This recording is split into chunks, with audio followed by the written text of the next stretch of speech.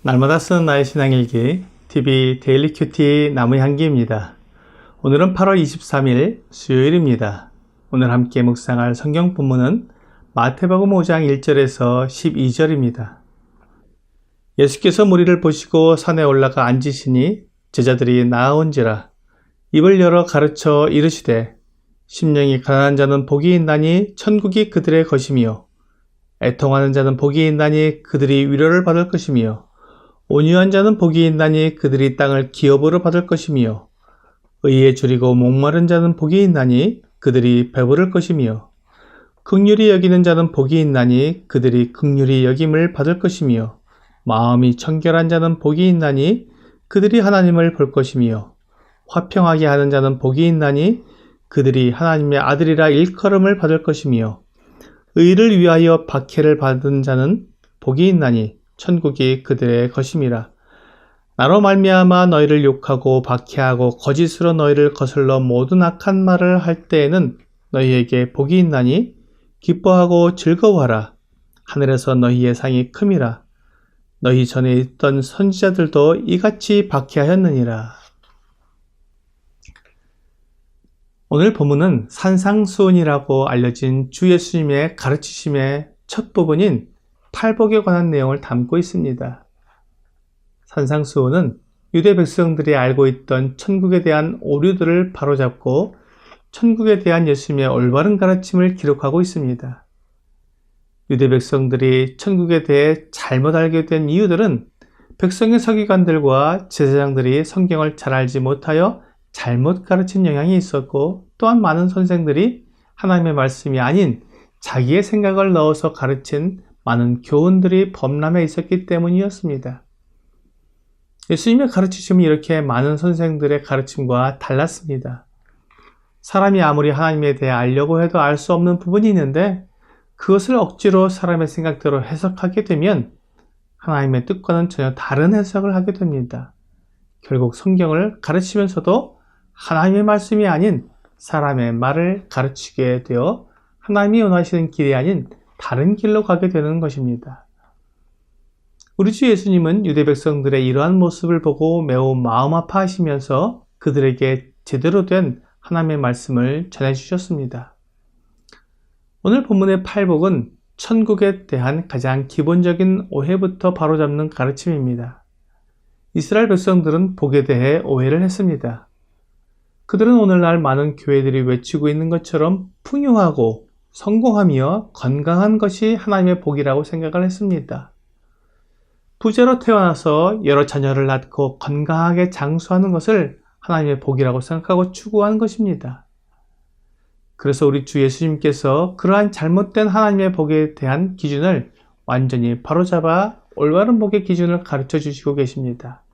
첫째, 심령이 가난한 자가 복이 있어서 천국이 그들의 것이라고 말씀해 주셨습니다.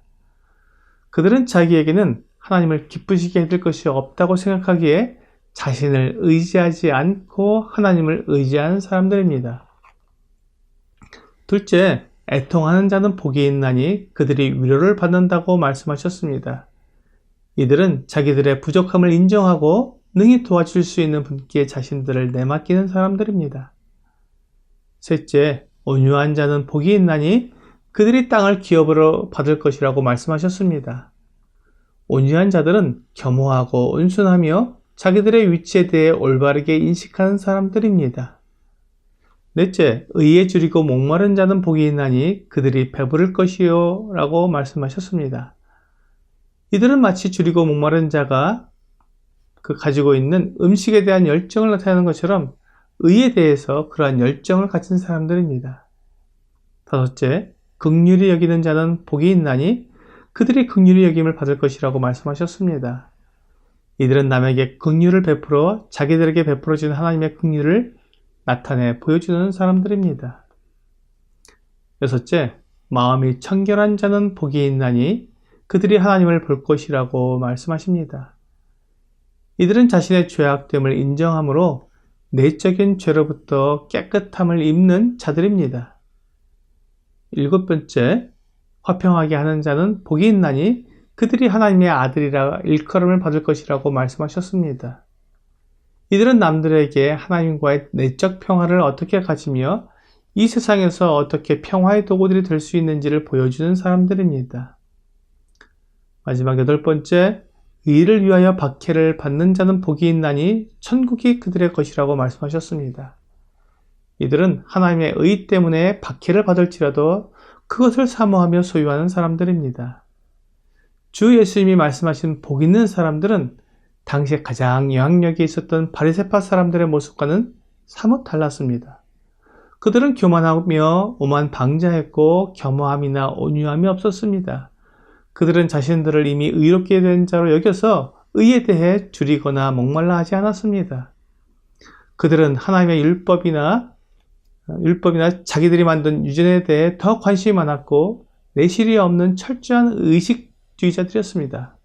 따라서 그들에게는 참된 의의가 없었습니다.